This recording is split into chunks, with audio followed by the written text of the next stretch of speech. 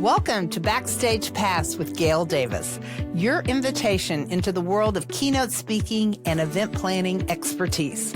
Join us as we pull back the curtain and dive into exclusive interviews with speaking industry experts. From seasoned speakers to master event planners, we're here to provide you with the ultimate backstage experience. Get ready to unlock valuable insights, tips, and strategies that will elevate your events and leave your audience inspired.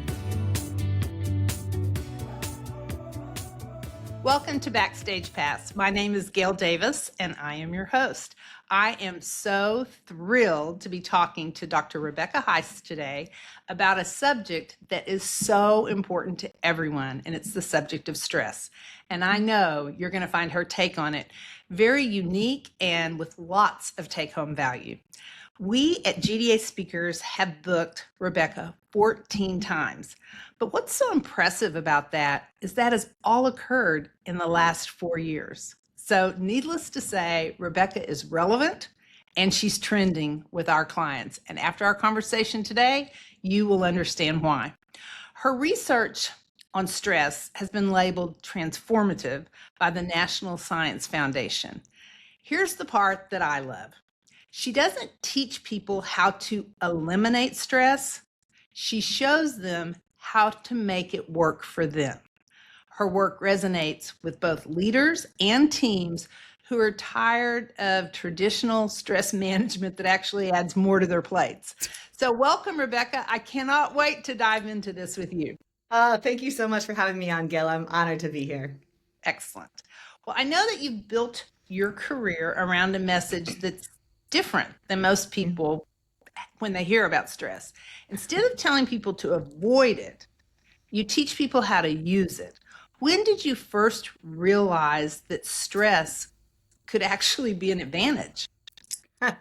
Well, when I first realized it was probably grad school. So I was a super nerd. I was a stress physiology major. So my dissertation was on this research. I was looking at stress and how it narrows your focus and it sharpens your response and it pumps all of your blood to your brain so you can make better decisions more quickly. And it took a long time for me to actually apply it outside of the lab. But turns out, and this is very relevant for what's going on right now in the world, I was watching the Olympics. And I was like, oh my gosh, all of these people are breaking records and they're under this tremendous pressure and all of this stress. And it suddenly clicked. I was like, oh, well, that's exactly what our physiology is doing. It's preparing us to meet the moment. So this isn't a bug. This is actually a feature. We just have to learn how to tap into it and actually apply it. I love that. I find it interesting. Another thing I read when preparing for today is that people aren't really afraid of hard work. It's just that they're exhausted by constant pressure. So what do you think most people are getting wrong about stress in the first place? I think the biggest thing that people are getting wrong about stress is that, first of all, that they should get rid of it. I mean, my research from last year found that people stress out more trying to get rid of their stress, which is this like crazy cycle, right? And the biggest thing is probably the lack of separation between stressors, so the things that actually stress you out. So a terrible diagnosis or a change in the company policies that is going to affect your job or a merger, all of those things are stressors. And we can label those as good or bad. And people do, right? They're like, oh, well, that's a good stressor. That's a bad stressor. But typically what people say is that's bad stress. Well, I don't think there's such a thing as bad stress. There are bad stressors, but the response that we have to that is all energy. And when we stop labeling our energy, the response that we have as good or bad, we actually get to utilize it in a completely different way. Okay, I like that.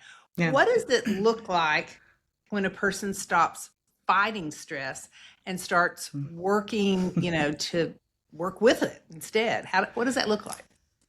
It looks like less turnover, less sick days, more focused problem solving. It looks like teams that come together.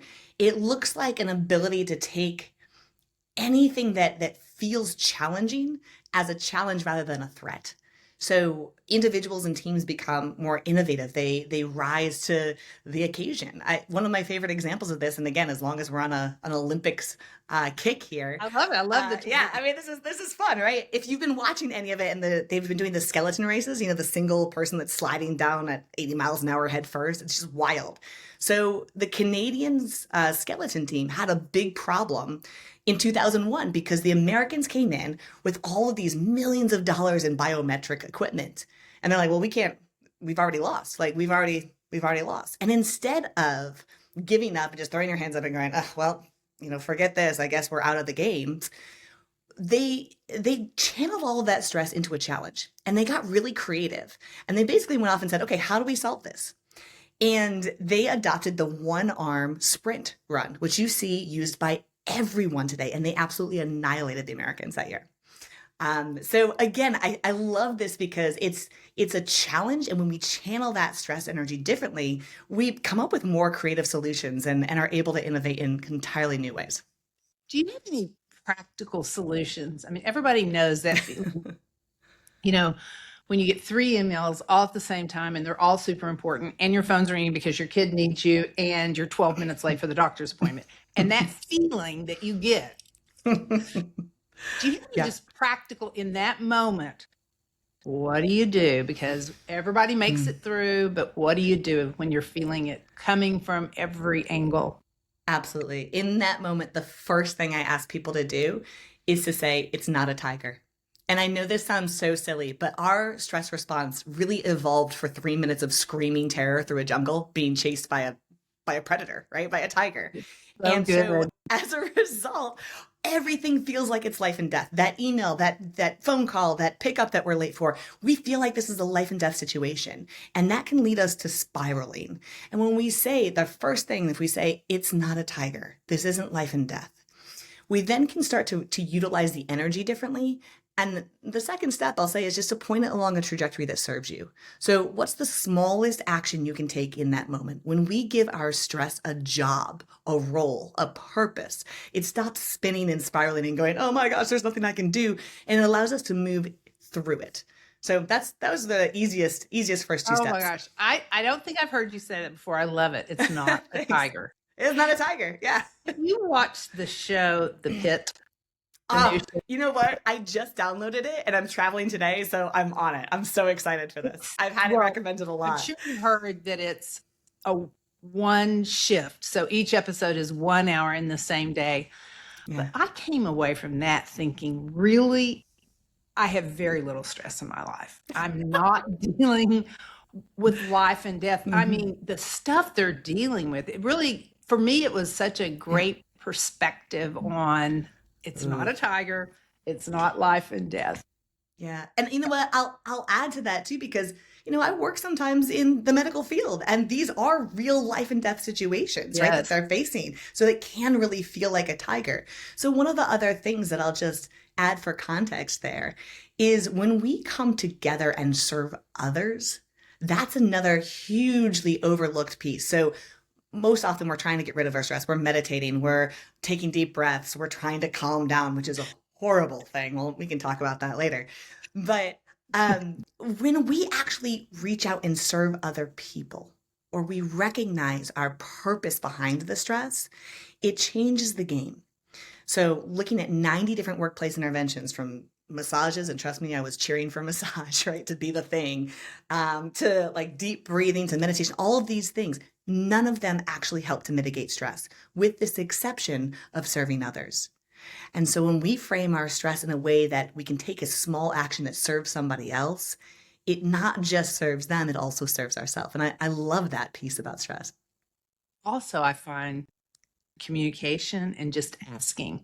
I had a 20-year corporate career in an environment where urgency was probably the number one core value. And I remember once at GDA landing in Aspen, going to this conference, and I got a really important email from a client that she needed some information. So my first response was, oh my gosh, I've got to get off this plane. I've got to get my laptop out. Where's my charger? I've got to deal with this right now. But instead, I replied and said, I just landed in Aspen. I'm going to a conference.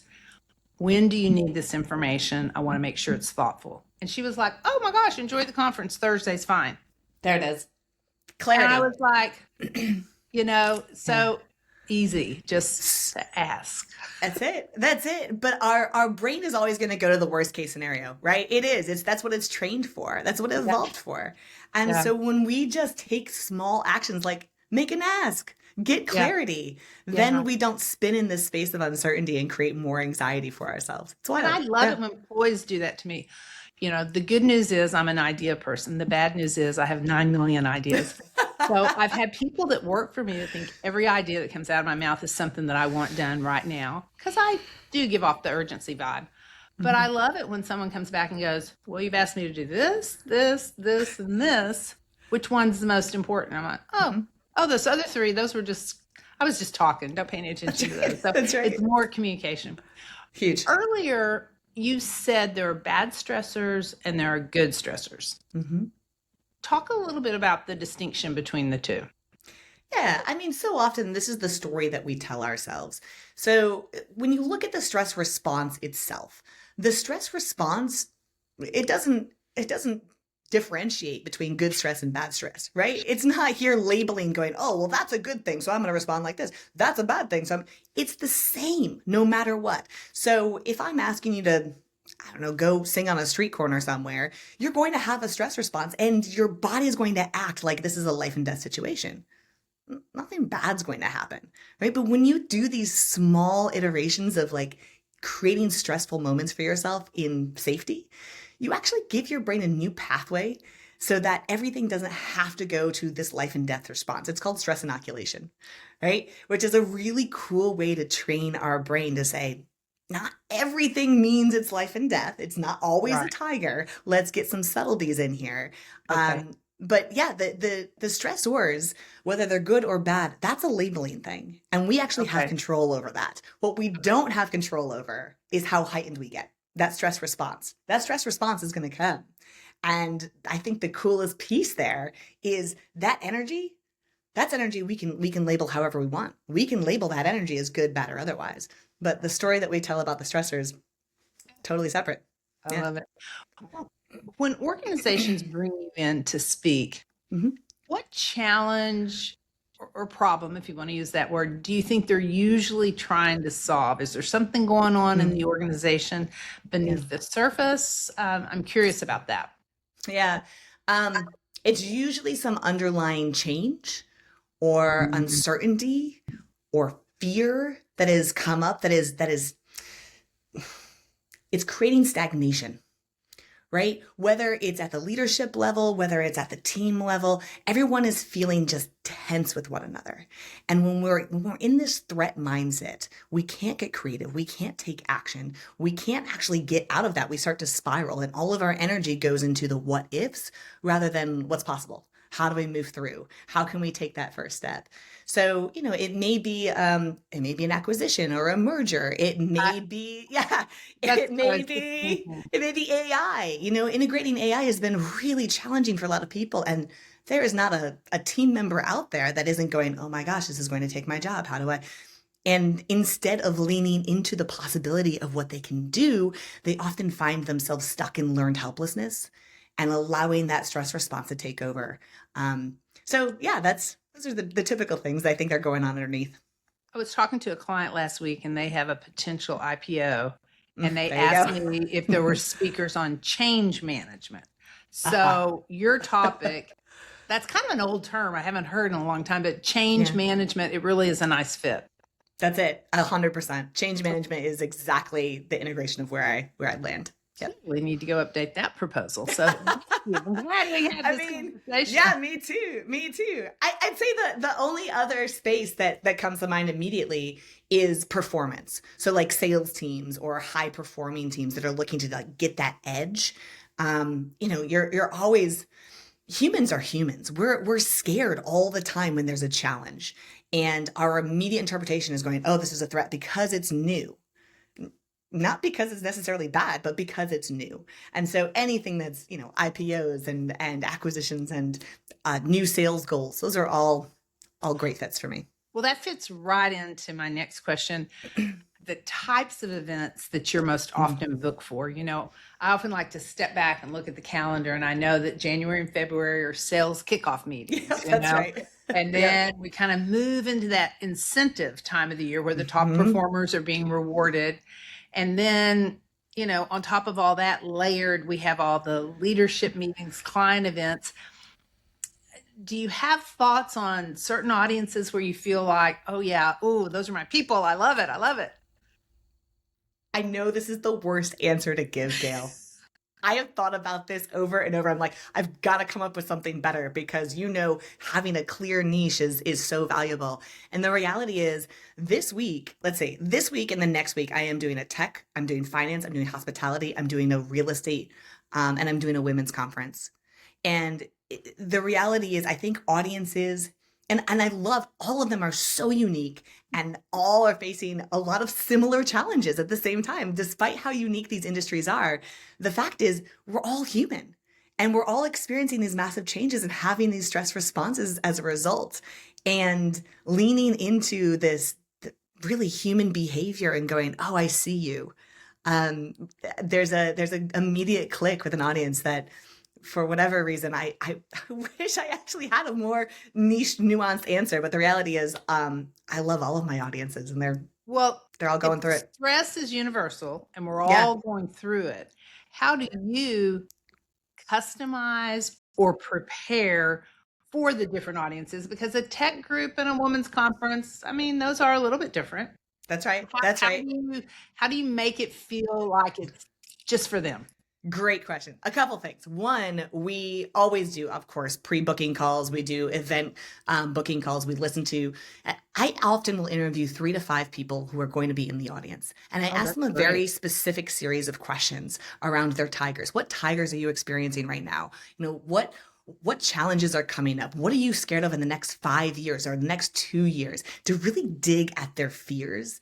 And what I find is across industries, you get a really specific answer to those questions that allows me to shape all of the stories that I bring in new ways. So between that, and then I also incorporate in my talks what I call my fearless lab. So all of the talks, they're all customized specifically to the industry and to the audience, but the labs themselves, I try and create an experience so that everyone in the audience is a participant in a lab.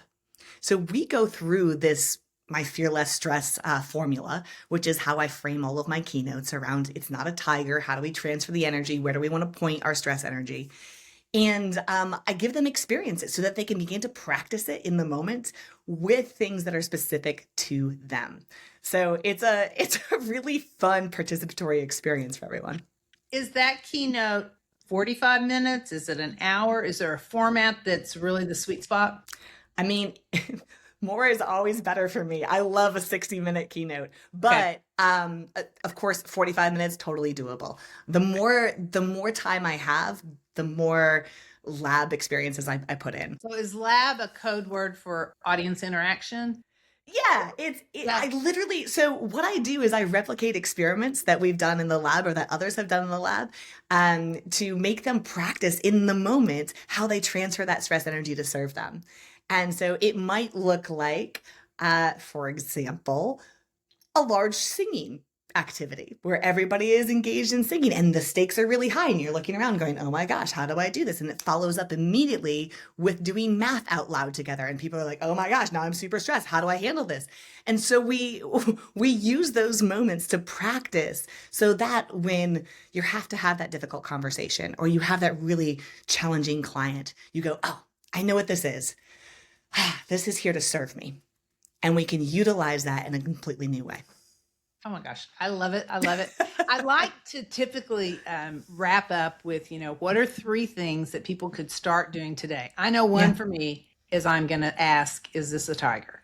I love But that. in addition to that, can you think Yeah. of 2 more things that if people want to really more effectively manage their stress to their advantage, not get Yeah, rid of it, but sure. manage it to their advantage? Are there a couple of other takeaways besides the tiger? Yeah. One of my favorites is to lie to yourself. So I know this sounds absurd, but all of the research shows that when we smile, so we think we smile because we're happy, but actually we're happy because we smile. And so our brain is looking to our body to interpret what's happening. And when we smile, we're like, our brain goes, oh, I'm excited. This must mean I'm excited about something. And I feel that my heart is pounding, so I must be excited. And the coolest thing about this research is it doesn't matter that in the back of your head, you're like, actually, I'm really anxious. I'm really stressed out. I'm really messed up about this. If you lie to yourself and you simply tell the story that you're excited, your performance increases. And so your brain actually catches up to your body. So I love this research. Like lying to yourself is really powerful. Telling yourself you're excited, leaning in and just positioning your body to act as if there's an adventure to be had rather than an ordeal. And then the second piece I'll say is to take action. So our brain's default is to slip into learned helplessness when we think that we don't have agency. And in any stressful situation, that's our first thought is like, oh, I can't do that, because it's really easy to measure all of the costs of our actions. I might fail, I might screw up, I might look bad. And we forget the really powerful costs of inaction. And so when we take even a small action, we give permission back to ourselves to have that agency. And suddenly our brain goes, oh, I know what to do with this stress. This stress now has direction, it has meaning. And I'm going to add in a little bonus. The bonus piece here Let's have a bonus piece. is just to remember that stress is a barometer for how much you care. Nobody gets stressed out. I love it. That is a moment. Right? Nobody gets stressed out over their shoe becoming untied. Stress is just a barometer for how much you care. What a beautiful message to give every audience out there. Right? That is fantastic. Thanks, Stress Gail. is a barometer for how much you care. Whoa, Yeah. I love that. I love that. If anyone is listening, and how could you not have been energized by this conversation? Hopefully, you can see a fit for an audience within your organization. Bringing Rebecca in to give people permission to stop fighting stress and start using it in a way that will actually fuel performance, purpose, and growth. Please give GDA speakers a call. We would love to work with you on looking at calendar dates and bringing Rebecca in. I mentioned that we booked her 14 times in the last 4 years, and I'd be remiss to not say that there's one particular client that just keeps bringing her back and bringing her back. So that, like I think I said in the beginning, that is an indication of how relevant this subject is. So Thank you so much, Rebecca. I feel energized as always, and I really appreciate you joining us. Thank you so much for having me on, Gail. Great to be here.